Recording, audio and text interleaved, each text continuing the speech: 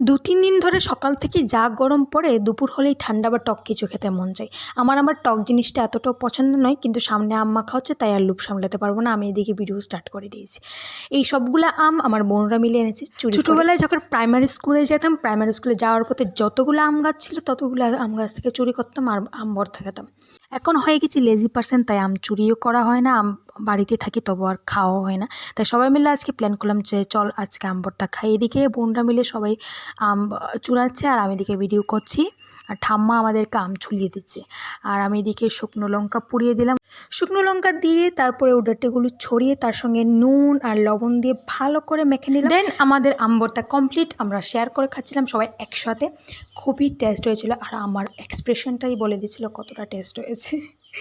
দেন লাস্টে যে থাকে আম ভর্তার ঝোল, সেটা আমরা সবাই শেয়ার করে খেলাম। অনেকটাই টেস্ট হয়েছিল। আম ভর্তার থেকে আমের ঝোলটাই আমার সবচেয়ে বেশি ভালো লাগে। So yeah, bye, hope you like this one.